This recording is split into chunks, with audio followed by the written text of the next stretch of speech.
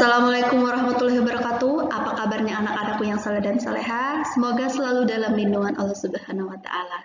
Kembali lagi dalam pembelajaran tematik. Kali ini kita akan mempelajari tentang pelestarian sumber daya alam. Sebelum itu, ada salah satu surat yang akan kita pelajari, surah Al-Baqarah ayat 29 yang artinya, Dialah Allah yang menjadikan segala yang ada di bumi untuk kamu dan Dia berkehendak menciptakan langit, lalu dijadikannya 7 langit, dan Dia Maha mengetahui segala sesuatu. Ayat ini termasuk berarti semua yang diciptakan oleh Allah Subhanahu wa taala pasti ada fungsinya. Kita sebagai makhluk ciptaannya harus menjaganya dengan baik. Seperti yang telah kita pelajari kemarin, hutan. Hutan merupakan sumber daya alam yang banyak dimanfaatkan oleh kita. Jika sumber daya alam hutan kita ambil terus-menerus, maka lama-kelamaan akan habis. Oleh karena itu, kita harus melestarikan setiap sumber daya alam dengan baik. Pelestarian sumber daya alam yang berhasil dapat menjaga ketersediaan sumber daya alam bagi generasi selanjutnya. Yang pertama yang akan kita bahas, pelestarian sumber daya air. Air merupakan sumber daya alam yang sangat penting bagi kehidupan kita. Oleh karena itu, sangat penting untuk menjaga ketersediaan sumber daya air. Ada 4 cara melestarikan sumber daya air. Yang pertama, menjaga kelestarian hutan. Air hujan yang turun akan diikat oleh akar-akar pohon sehingga tidak langsung mengalir ke dalam tanah. Jika pohon-pohon ditebangi, maka air hujan tidak dapat terserap. Akibatnya, lama-kelamaan kandungan air tanah akan mengering.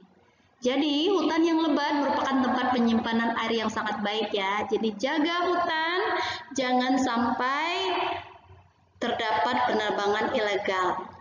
Seandainya ada penebangan dari kita, harus melakukan sistem tebang pilih yang sudah tua dahulu.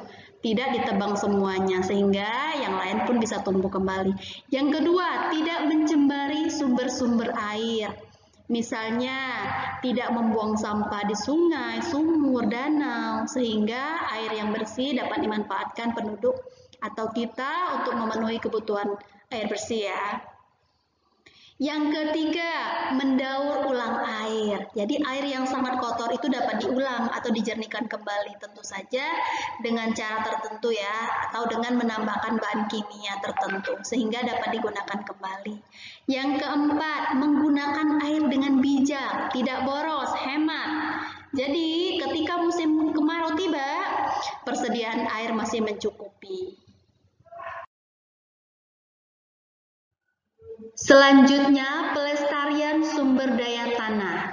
Tanah yang subur merupakan sumber daya alam yang sangat penting bagi kita karena dapat digunakan sebagai lahan pertanian. Ada beberapa cara untuk menjaga kesuburan tanah. Yang pertama, dibajak atau dicangkul agar tanahnya tetap gembur. Diberi pupuk. Tanah yang gundul harus ditanamin kembali agar tidak terjadi longsor. Atau pada gambar di samping, pada lahan yang miring harus dibuat teras siring atau sengkedan untuk mencegah erosi ya. Yang kelima, melakukan penanaman dengan sistem tumpang sari. Apa itu tumpang sari?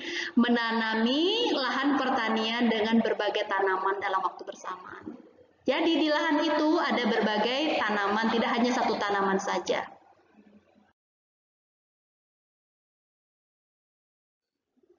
Yang pertama, pelestarian sumber daya tumbuhan.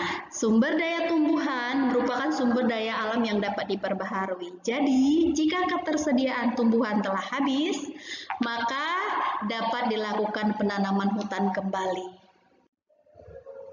Ada 2 cara untuk melestarikan sumber daya tumbuhan. Yang pertama, menjaga kelestarian hutan. Jadi, hutan merupakan tempat hidup berbagai jenis tumbuhan dan hewan. Jadi kelestarian berbagai jenis tumbuhan dan hewan ini akan terjaga apabila kelestarian hutan terjaga. Oleh karena itu harus adanya pencegahan, penebangan, dan pengundulan hutan.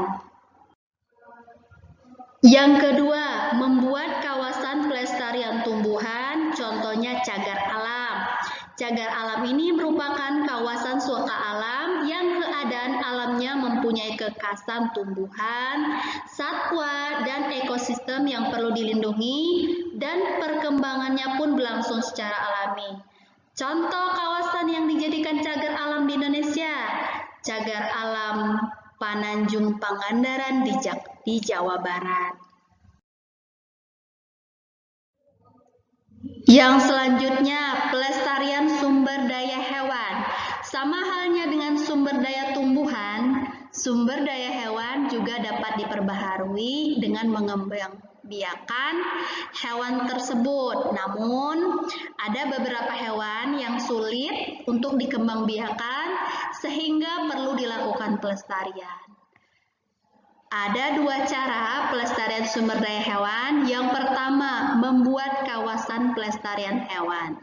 Jadi, untuk menghindari kepunahan hewan langka, di Indonesia didirikan beberapa taman nasional. Contohnya, Taman Nasional Pulau Komodo di NTT, Nusa Tenggara Timur, untuk melindungi hewan komodo. Yang kedua, Taman Nasional Ujung Kulon di Banten untuk melindungi badak bercula 1. Taman Nasional Tanjung Puting di Kalimantan Tengah untuk melindungi orangutan. Yang kedua, tidak menangkap, memelihara, dan memperjualbelikan hewan yang dilindungi. Jadi, menjaga kelestarian hewan dapat dilakukan dengan cara tidak mengganggu hewan yang hidup di alam bebas, serta tidak menangkap, tidak memelihara, tidak memperjualkan hewan yang dilindungi. Karena hewan-hewan yang dilindungi merupakan hewan langka yang jumlahnya sangat sedikit di alam. Jika kita mengganggu dan menangkapnya, maka hewan-hewan itu lambat laun akan punah. Yang selanjutnya, pelestarian sumber daya barang tambang. Barang tambang diperoleh dengan cara ditambang. Barang tambang dibedakan menjadi dua jenis, ada barang tambang logam dan barang tambang non-logam. Sumber daya barang tambang termasuk sumber daya alam yang jumlahnya terbatas. Barang tambang tidak dapat diperbaharui lagi seperti tumbuhan dan hewan. Oleh karena itu, perlu dilakukan beberapa hal agar ketersediaan barang tambang dapat terjaga. Yang pertama, menghemat penggunaan bahan bakar. Jadi, bahan bakar seperti bensin, gas LPG merupakan hasil pengolahan minyak bumi.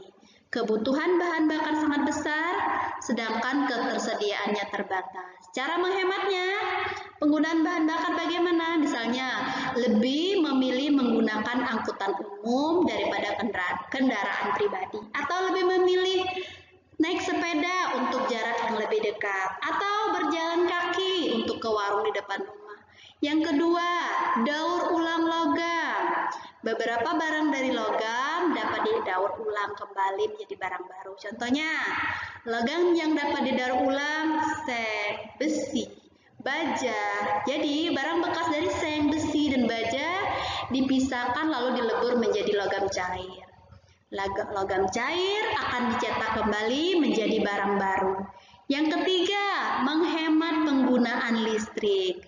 Listrik dihasilkan salah satunya dari pembakaran batu bara. Semakin sedikit penggunaan listrik, pemakaian batu bara juga semakin berkurang. Cara menghematnya bagaimana?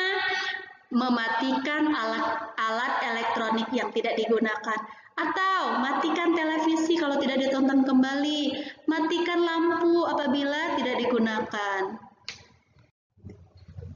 Hanya ini dari Ibu, semoga bermanfaat. Jangan lupa sholat di awal waktu. Wassalamualaikum warahmatullahi wabarakatuh.